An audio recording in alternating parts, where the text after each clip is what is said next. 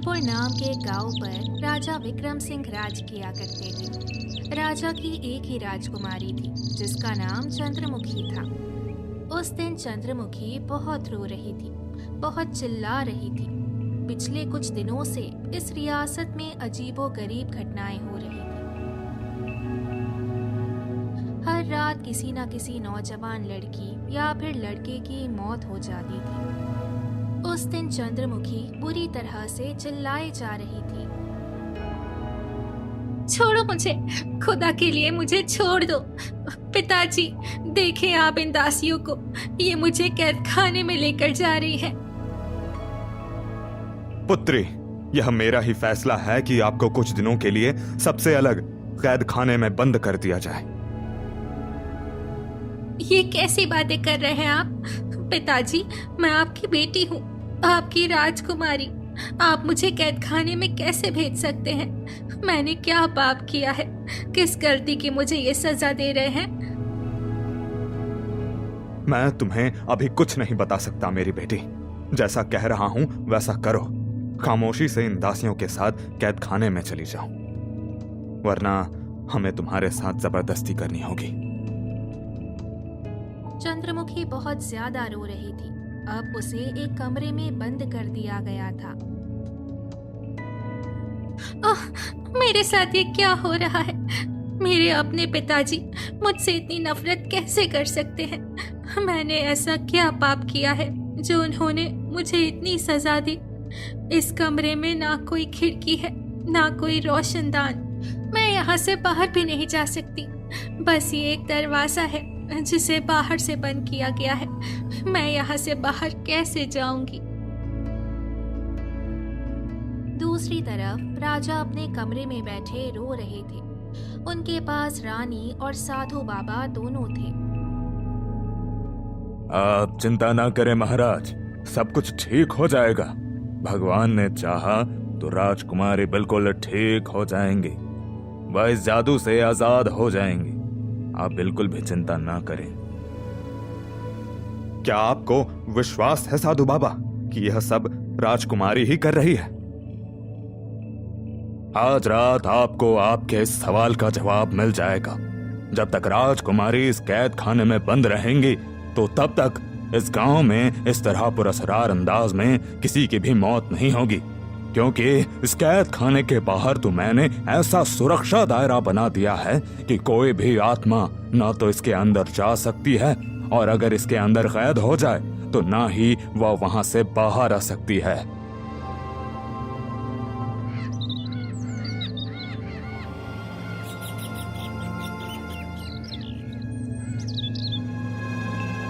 एक हफ्ता बीत गया था। दोबारा ना तो गांव में किसी की मौत हुई थी और ना ही किसी को कोई अजीब खौफनाक साया नजर आया था। उस दिन फिर से साधु बाबा राजा के सामने थे। आपको विश्वास हो गया महाराज कि मेरी बात में कितनी सच्चाई थी? साधु बाबा, यह तो मुझे पता चल गया कि यह सब मेरी अपनी बेटी की वजह से ही हो रहा है। अब आप बताएं कि इस समस्या का क्या उपाय किया जाए। एक ही ऐसा आदमी है जो राजकुमारी से इस जादू को खत्म कर सकता है। मेरी भी कोई मंत्र, कोई तपस्या काम नहीं कर रही कि मैं उस जादूगरनी का पता लगा सकूं कि वह कहां पर है और क्या कर रही है। तो कौन है वह आदमी जो हमारी मदद कर सकता है? महाराज, इस मामले में तो मैं भी आपकी कोई मदद नहीं कर सकता। बस इतना आपको बता सकता हूँ कि चंद दिनों में वह आदमी खुद यहाँ पर आ जाएगा और आपको पता चल जाएगा कि कौन है वह जो राजकुमारी को बचा सकता है।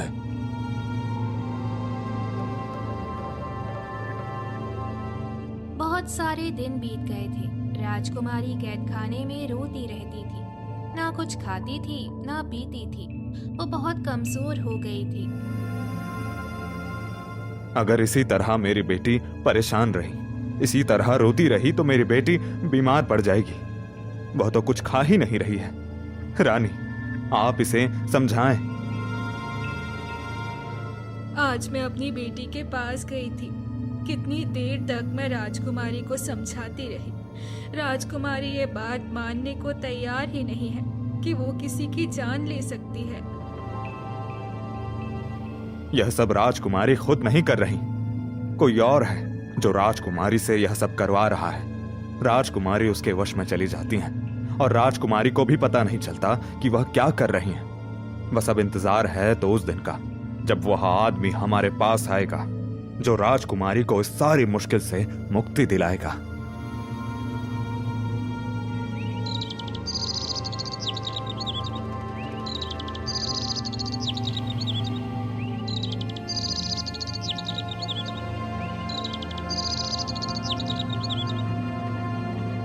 उसी गांव में रामू नाम का एक लड़का रहता था। वो बहुत ही बदनसीब था। वो जब पैदा हुआ था तो उसके माता पिता का देहांत हो गया था। वो एक अनाथ बच्चा था। गांव वाले उसे मनहूस कहते थे। रामू, अरे मनहूस आदमी, तुम्हें कितनी बार कहा है मेरी दुकान पर मत आया करो। तुम्हारा मनहूस साया मेरी दुकान पर पड़ता है तो ग्राहक ही नहीं आते। अरे भैया, मैं तो सिर्फ आपके पास कुछ खाने के लिए लेने आया था। क्या करूं, भूख लगेगी तो दुकान पर ही तो आऊंगा ना। मेरी दुकान पर मत आया करो। बाकी जिसके पास तुम्हारा दिल चाहता हो जाओ। रामू जिस दुकान पर भी जाता वहीं लोग उसे भगा देते। रामू थक हार कर एक जगह पर बैठकर रोने लगा था। पता नहीं क्या कारण है, ये लोग मुझे मनहूस क्यों कहते हैं? मेरा इस मामले में क्या दोष? रामू एक बुढ़िया के पास गया जिसने अपने घर में छोटी सी दुकान खोल रखी थी। ओ अम्मा, मुझे कुछ खाने के लिए चाहिए। पैसे लाए हो? हाँ हाँ, पैसे लाया हूं ना मैं। ये लो माँ, और मुझे कुछ खाने के लिए दे दो, बहुत भूख लगी है। बुढ़िया ने रामू को राशन दिया था। रामू वहां से बाहर निकला तो देखा कि अचानक से उस बुढ़िया के सारे सामान के ऊपर छत गिर गई थी। उस वक्त बुढ़िया दुकान से बाहर खड़ी थी, इसीलिए वो बच गई। अरे रामू, मनहूस आदमी, तुम्हारे यहाँ आने से मेरी छोटी सी दुकान का सत्यानाश हो गया। मैं एक गरीब विधवा औरत थी, इतना मुश्किल से अपना गुजारा चला रही थी। तू मनहूस आदमी यहाँ पर आया और मेरी दुकान गिर गई। हे राम, मैं क्या करूं? रामू वहां से भागते हुए अपने घर आ गया था।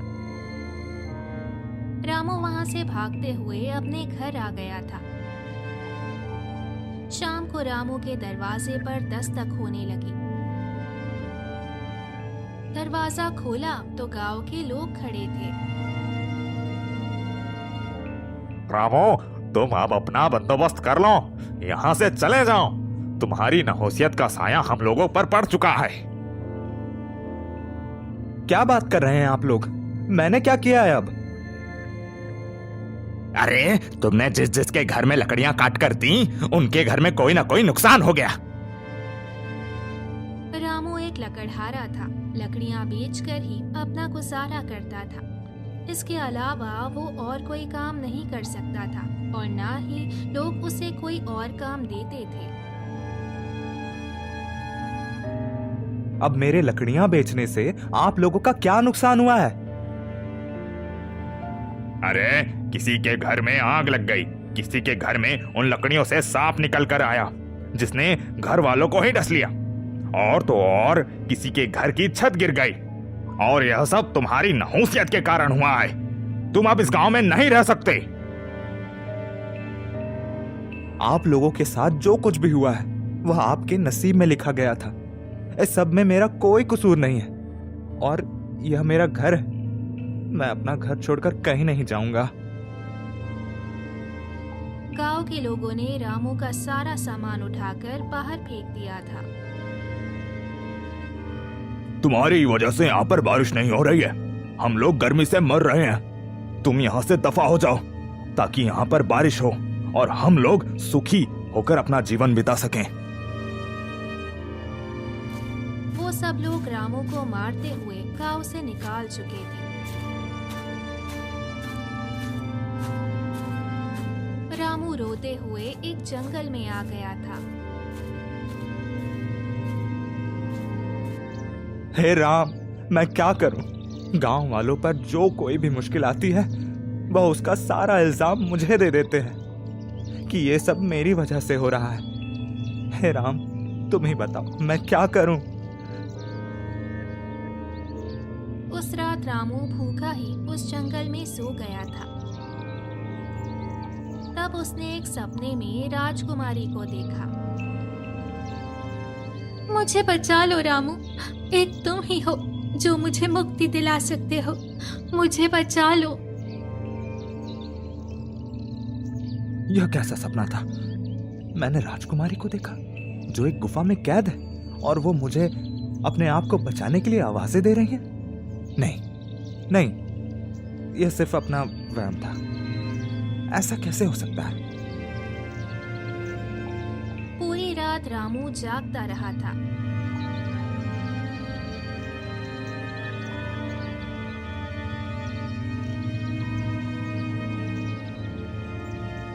अगले दिन उसने लकड़ियां जलाकर अपने लिए खाना बनाया था। वो रात को सो रहा था जब उसने एक बार फिर से वही सपना देखा। मुझे बचा लो रामू, एक तुम ही हो जो मुझे मुक्ति दिला सकते हो। मुझे बचा लो। रामू की आँख खुल गई। मुझे महल जाना चाहिए और राजा को इस सपने के बारे में बताना चाहिए। लेकिन अगर महल के लोगों ने भी मुझे मनहूस कहकर वहां से निकाल दिया तो?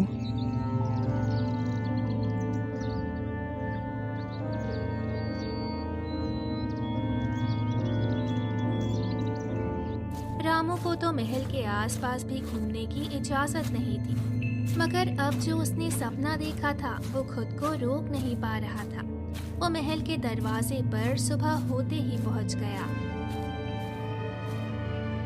अरे मनहूस, तुम यहाँ पर क्यों आए हो? मुझे राजा से कोई जरूरी बात करनी थी, इसीलिए आया हूं। उस वक्त राजा बहुत ही उदास थे, बहुत परेशान थे। मंत्री ने उन्हें रामू की सूचना दी। ठीक है, भेज दो उसे। राजा, आप इससे जरा बचकर रहिएगा। क्यों? ऐसा क्यों? क्या वह कोई खतरनाक आदमी है? हाँ राजा, इतना खतरनाक आदमी है कि जिसके पास से गुजरता है उसी पर अपनी नहुसियत का साया छोड़ देता है। मैं ऐसी बातों पर विश्वास नहीं रखता। वह आदमी तो फिर बहुत मजलूम है जिससे सब इतनी नफरत करते हैं। ऐसे आदमी से तो प्यार से बात करनी चाहिए। रामू राजा के सामने आकर खड़ा हो गया था। राजा, मैंने रात को एक ऐसा सपना देखा जिसमें राजकुमारी मुझे अपनी मदद के लिए बुला रही थी। अरे, जो यह आदमी बात कर रहा है वो तो मुझे कुछ दिन पहले साधु बाबा ने कही थी कि वह आदमी खुद मेरे पास चल कर आएगा और मुझे पता चल जाएगा कि वही है जो राजकुमारी की मदद कर सकता है। रामू ने अपना पूरा सपना राजा को बताया था। राजा ने साधु को महल में बुलाया। यह आदमी जो मुझे सपना सुना रहा है उसका क्या मतलब है? अरे महाराज, इसका तो साफ साफ यही मतलब है कि यही वह आदमी है जो राजकुमारी को बचा सकता है। मगर सब लोग तो इसे मनहूस, बेवकूफ, पागल, पता नहीं क्या क्या कहते हैं। तो यह काम जो कोई और नहीं कर सकता, तो यह काम रामू कैसे कर सकता है? जिस इंसान को सब लोग कमतर समझते हैं, उससे नफरत करते हैं, कभी कभी वही इंसान इतना बड़ा काम कर देता है कि देखने वाले दंग रह जाते हैं। शायद ऊपर वाले ने रामू से यही बड़ा काम लेकर उसे इज्जत देनी हो। आप ठीक कह रहे हैं, किसी को भी कमतर नहीं समझना चाहिए। साधु बाबा रामू को लेकर जंगल में पहुंच गए थे और फिर उसे सारी बात बताई कि उसे क्या करना है। मैंने आज तक कोई भी काम सीधा नहीं किया साधु बाबा। अगर यह अमल मैंने उल्टा कर दिया, मंत्र मैंने खराब कर दिए या फिर कुछ गलत कर दिया तो राजा तो मुझे जिंदा मार डालेंगे। कोई तुम्हें कुछ नहीं कहेगा रामू, कोई तुम्हें नुकसान नहीं पहुंचाएगा। मेरी बात पर विश्वास करो और तुम अपने आप पर एतमाद रखो कि तुम वो सब कर सकते हो जो कोई दूसरा नहीं कर सकता। यह भी तो सोचो कि यह काम मैंने किसी और को क्यों नहीं बोला, सिर्फ तुम्हें ही क्यों बोल रहा हूं। ठीक है साधु बाबा, मैं आपकी सारी बातों पर अमल करूंगा। बस तुम 3 दिन यहाँ पर बैठकर यह तपस्या करते रहोगे और फिर 3 दिन के बाद तुम उस जगह पर पहुंच जाओगे जिसके करीब करीब वह गुफा होगी और उस गुफा में ही वह जादूगरनी होगी। और फिर मैं क्या करूंगा जब मैं उस गुफा में चला जाऊंगा? तो जब तुम उस गुफा में चले जाओगे तो तुम्हें वहां पर एक शीशे की बोतल नजर आएगी, जिस बोतल में राजकुमारी का अक्स तुम्हें नजर आएगा। बस तो सबसे पहले यह करना कि उस कांच की बोतल को तोड़ देना और फिर उस जादूगरनी के गले में जो सुर्ख रंग की माला होगी वह उसके गले से उतार कर आग में जला देनी है और फिर जल्दी से उस गुफा से निकलकर बाहर आ जाना है। इन सब से क्या होगा साधु बाबा? और मुझे ये बताइए कि उस जादूगरनी ने राजकुमारी पर क्यों जादू किया है? इससे यह होगा कि जो जादूगरनी ने राजकुमारी पर जादू किया हुआ है वह फौरन जादू टूट जाएगा और जादूगरनी की भी उस माला में ही जान है। माला को जलाने से वह मर जाएगी। और हाँ, सवाल की जादूगरनी ने ऐसा क्यों किया, तो उसकी राजा के साथ पुरानी दुश्मनी है। राजा ने उसके काले करतूतों की वजह से उसे गांव से निकाल दिया था, इसलिए वह राजकुमारी से बदला ले रही है। मगर एक बात मुझे समझ नहीं आ रही साधु बाबा, क्यों जादूगरनी ने राजकुमारी पर कैसे जादू किया और आप अपने जादू से उसका क्यों पता नहीं पा रहे? बेटा, तुम्हारे पहले सवाल का जवाब यह है कि एक दिन राजकुमारी अपनी दासियों के साथ जंगल में शिकार के लिए निकली थीं। वह जब जमीन पर चल रही थी तो अचानक उनके पांव में एक कांटा चुभ गया जिससे खून निकलने लगा। तो वह कांटा जादूगरनी ने ले लिया और उस खून से उसने जादू किया, जिसकी मदद से राजकुमारी को उसने वश में ले लिया। उसका जब भी जी चाहता तो वह आधी रात को राजकुमारी पर अपना जादू करके उनसे कत्ल करवाती थी। वह जादूगरनी तो फिर बहुत खतरनाक होगी, होशियार भी बहुत होगी। मुझे बहुत सावधान रहकर यह सब काम करना होगा। हाँ, तुम्हें बहुत सावधान रहना होगा। तुम्हारे दूसरे सवाल का जवाब यह है कि यह तो मैं खुद भी नहीं जानता कि मेरा जादू क्यों काम नहीं कर रहा है। मैं क्यों जादूगरनी के बारे में जान नहीं पा रहा। शायद उसने अपने जादू से अपने आसपास एक ऐसा घेरा बनाया हुआ है कि कोई भी उस जादू के घेरे को काट नहीं सकता। तो फिर मैं वहां कैसे पहुंच सकूंगा? मुझे यह समझ नहीं आ रहा। इतनी होशियार जादूगरनी मुझसे कैसे मार खा सकती है? बेटा, तुम लड़ने से पहले ही अपनी हार के बारे में मत सोचो। तुम ज्यादातर अपनी कामयाबी पर विश्वास करो कि ऊपर वाला तुम्हें कामयाबी देगा। और अब तुम अपना वक्त बिल्कुल जाया मत करो। तुम अपना अमल शुरू करो। 3 दिन तक रामू ने कठोर अभ्यास किया था और फिर तीसरे दिन साधु बाबा ने उसे कहा कि अपनी आंखें बंद करके ये मंत्र पढ़ो और अपने मन में तसव्वुर करो कि तुम गुफा के आसपास पहुंचने वाले हो। रामू ने आंखें बंद करके ऐसा ही तसव्वुर किया। वो हवाओं में उड़ने लगा था। अरे मुझे तो ऐसा लग रहा है जैसे मैं हवाओं में उड़ता जा रहा हूँ।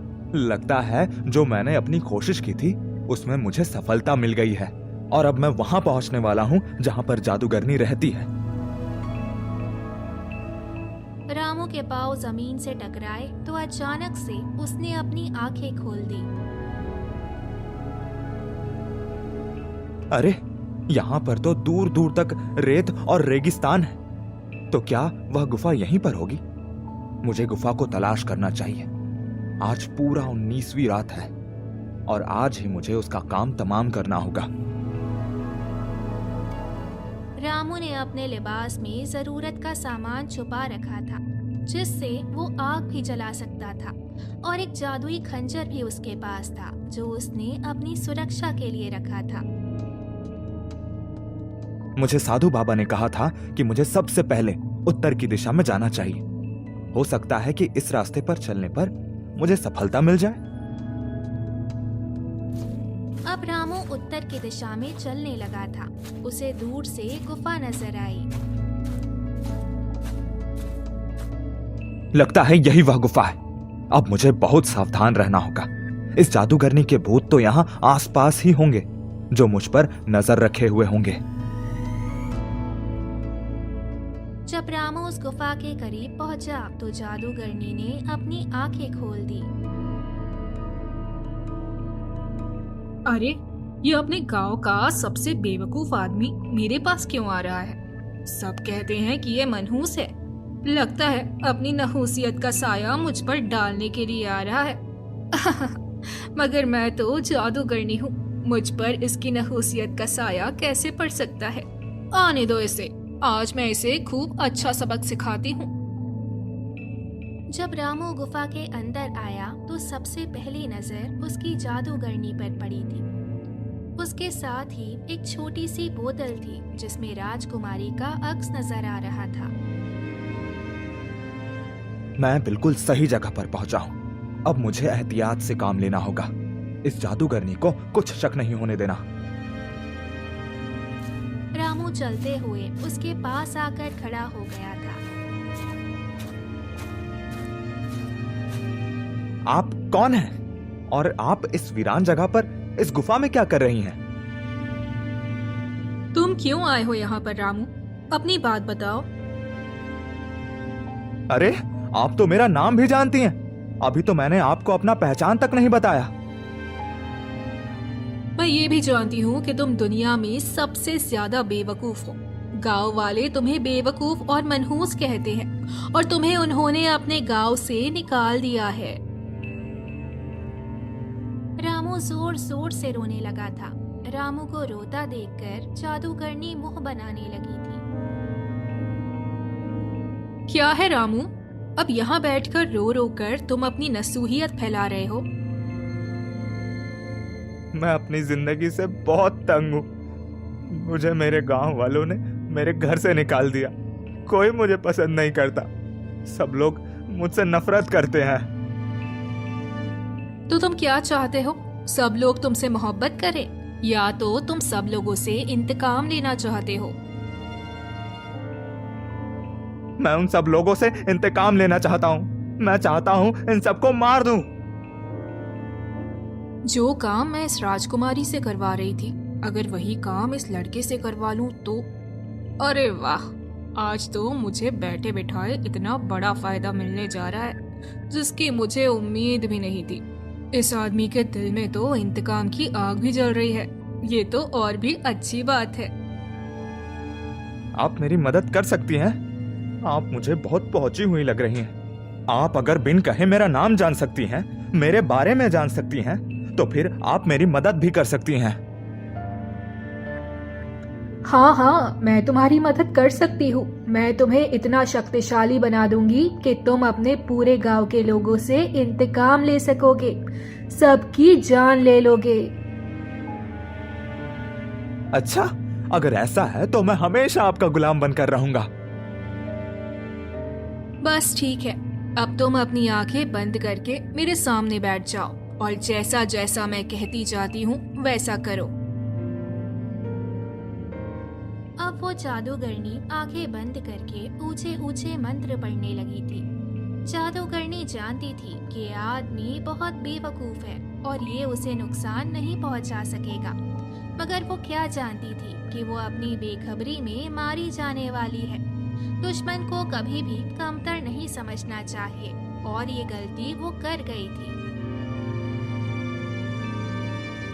रामू ने जल्दी से अपना आग जलाने वाला सामान बाहर निकाला।